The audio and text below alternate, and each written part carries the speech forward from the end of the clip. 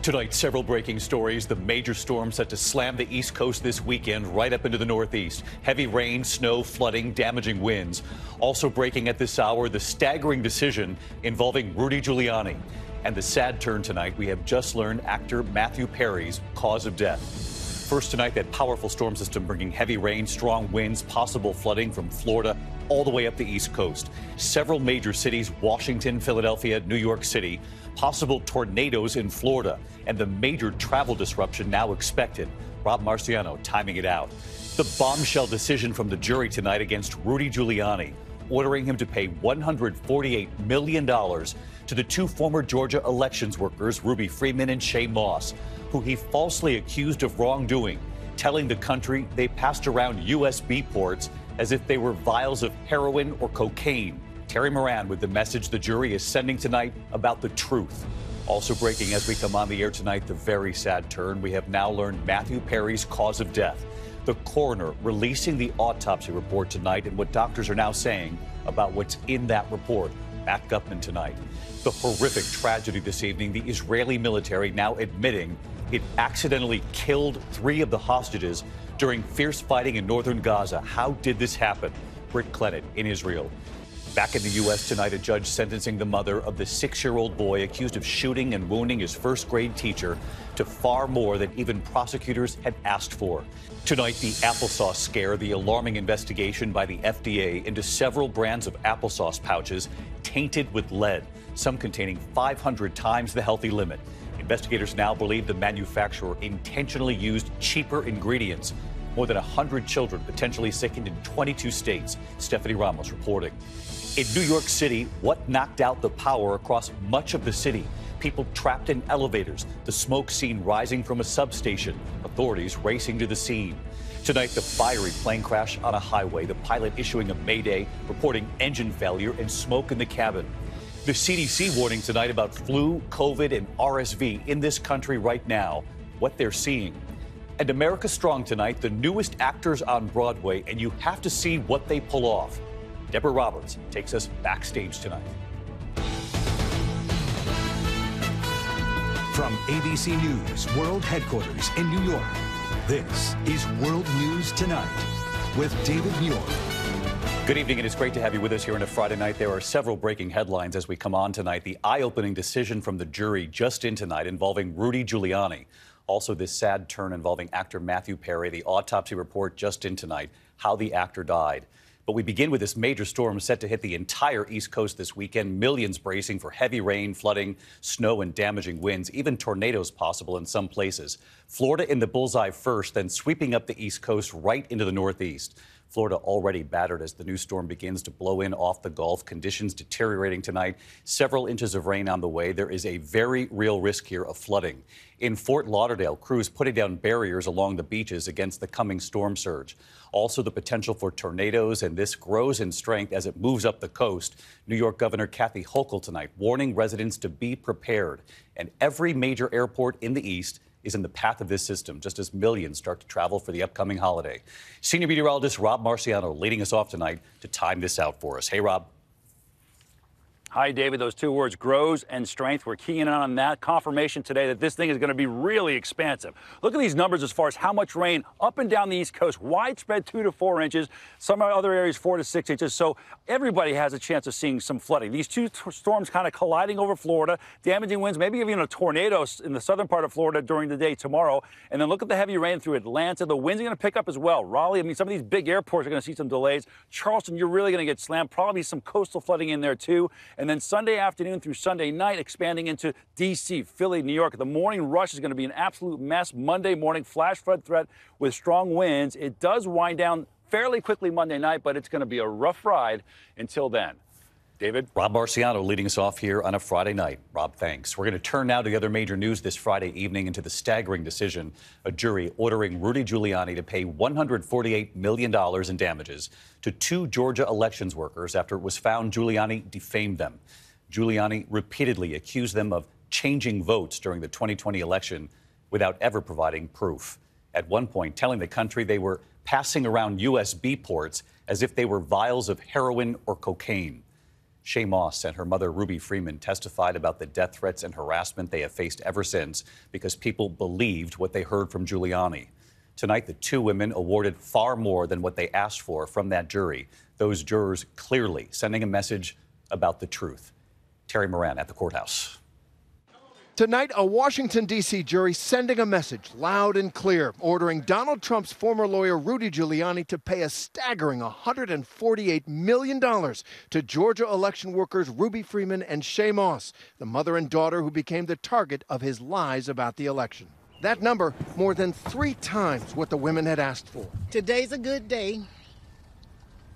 A jury stood witness to what Rudy Giuliani did to me and my daughter and held him accountable, and for that I'm thankful.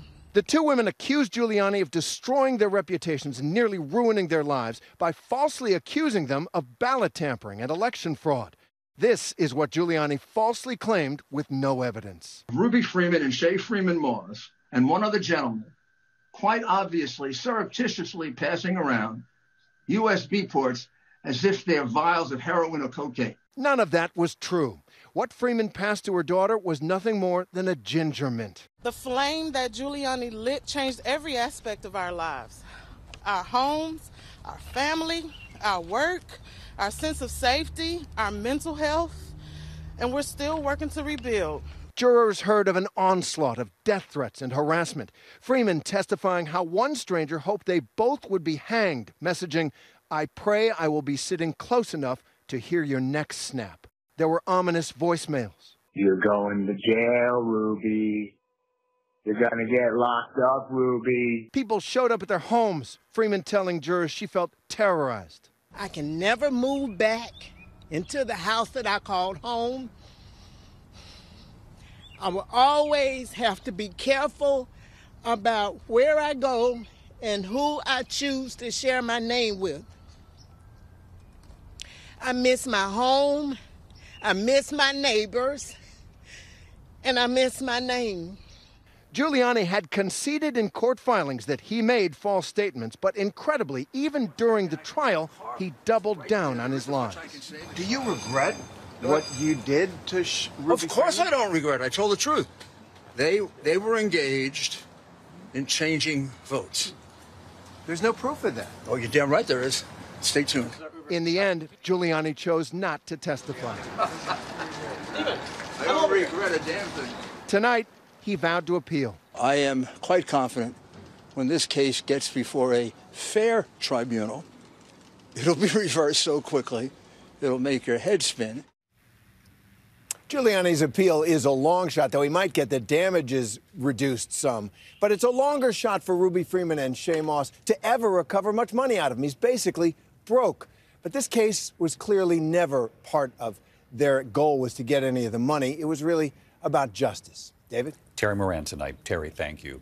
We turn now to the death of actor Matthew Perry. Late today, we learned the cause of death. The coroner releasing the autopsy report. And here's Matt Gutman.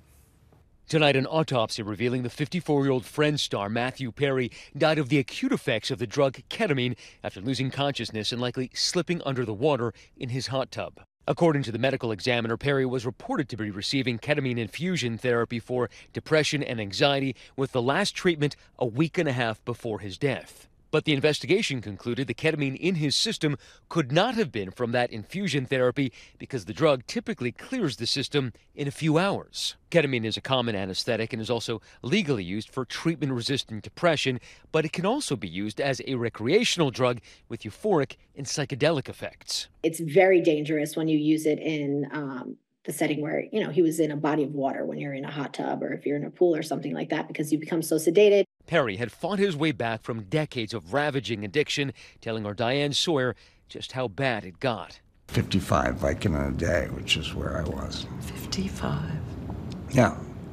Perry detailing that struggle in his brutally candid memoir with the hope of helping others with their own recovery. You say, addiction, the big terrible thing, is far too powerful for anyone to defeat alone. But together, one day at a time, we can beat it down. Yeah.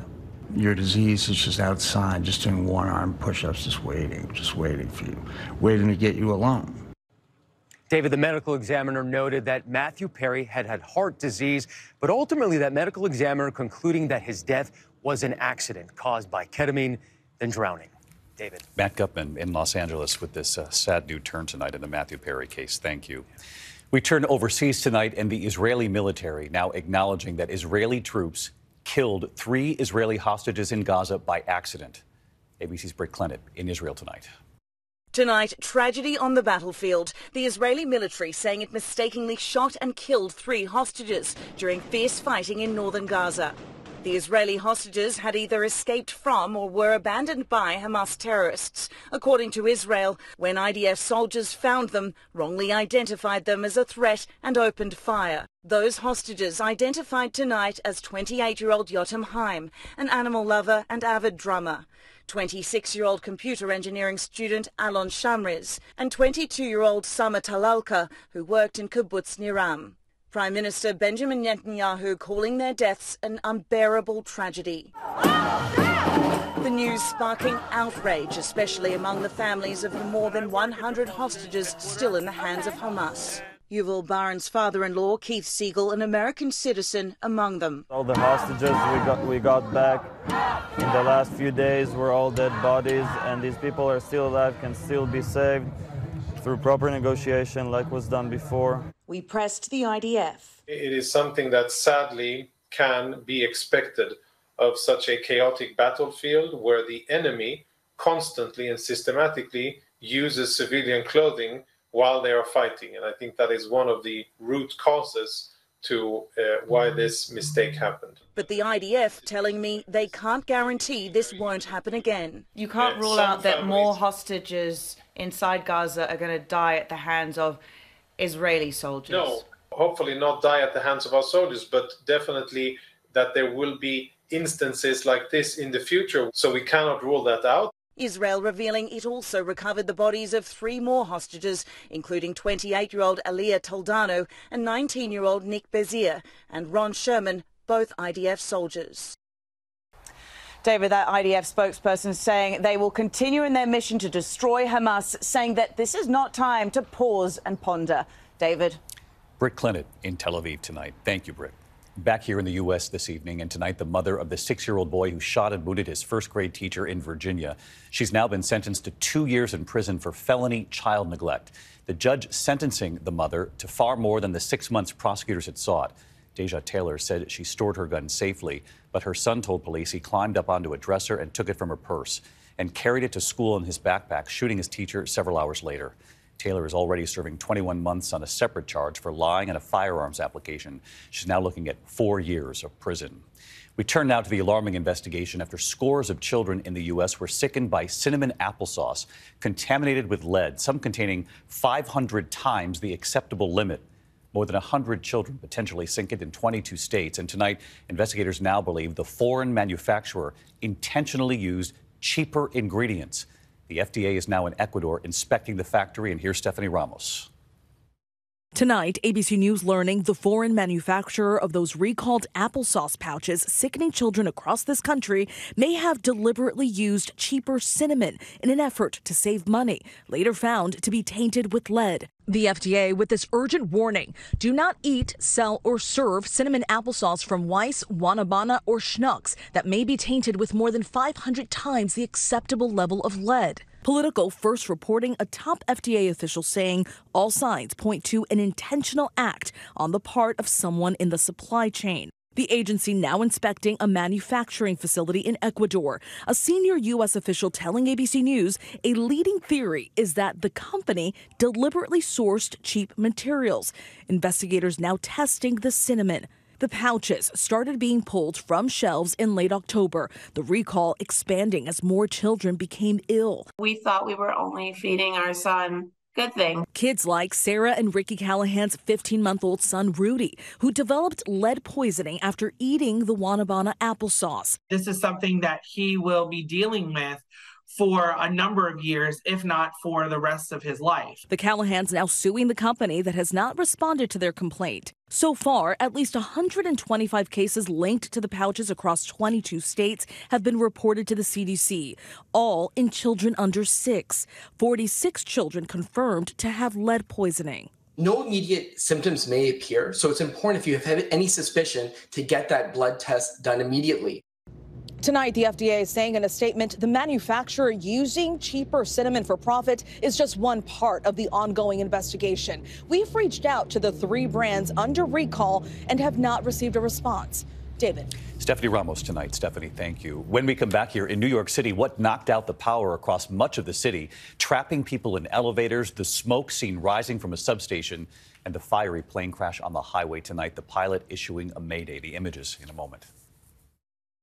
Tonight, New York City officials now investigating why much of the city went dark last night. Electricity went out for millions citywide. Con Edison tonight saying a faulty transmission line at a substation in Brooklyn they believe caused the outage, smoke rising above the facility. The outage not long, but long enough to set off fire alarms, trap people in elevators, lights flickering across the city. Tonight, the fiery plane crash on the highway near Asheville, North Carolina. The images, the small plane making an emergency landing on Interstate 26, bursting into flames there. The pilot declaring a mayday, reporting engine failure, smoke in the cockpit. He and the passenger did survive. When we come back tonight, the CDC with a warning about flu and respiratory illnesses, what they're seeing in the country right now. And you have to see this. The new actors making history on Broadway. Deborah Roberts takes us backstage. To the Index, and tonight, the CDC is warning respiratory infections are on the rise in this country, including flu, COVID, and RSV. In fact, hospitalizations for the flu are up 200% over last month, RSV up 60%, COVID up 51%.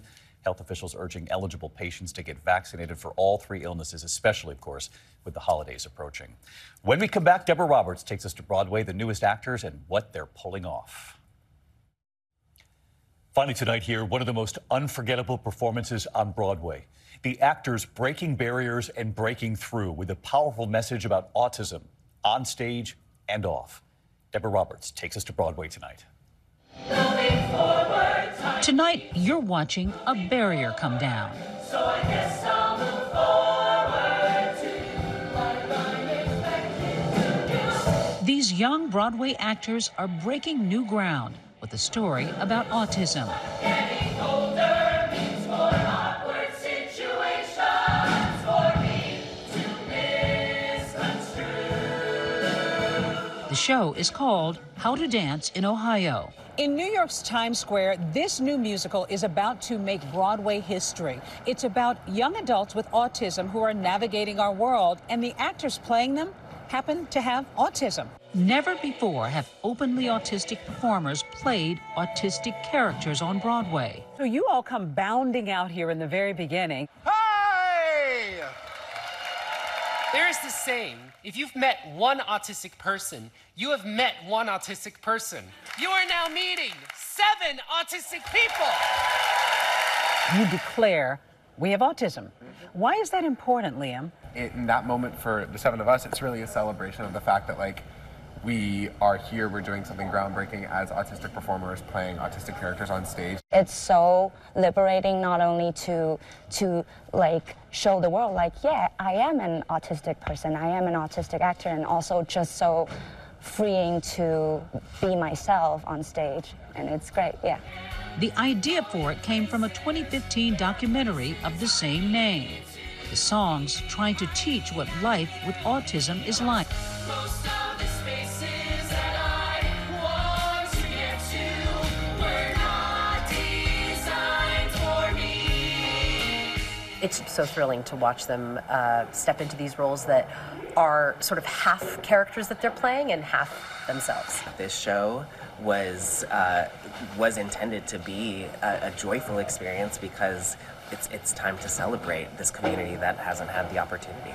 And just this week, opening night, Building momentum, the very beginning. Building momentum, the energy spinning. the theater filled with audience members who say they finally feel seen. We end up talking to directly to the audience, and it feels like I can just look up and really connect with everyone. In Ohio.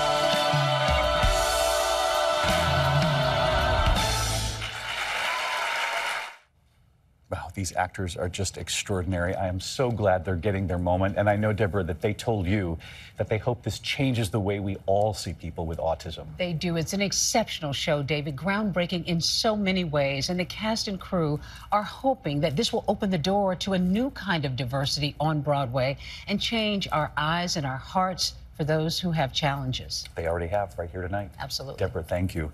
And we should mention that Deborah and I will be back a little later tonight with an all-new 2020. I'll see you then, Deb. And from all of us here at ABC News, have a good evening. Good night. Thank you for making World News Tonight with David Muir America's most watched newscast.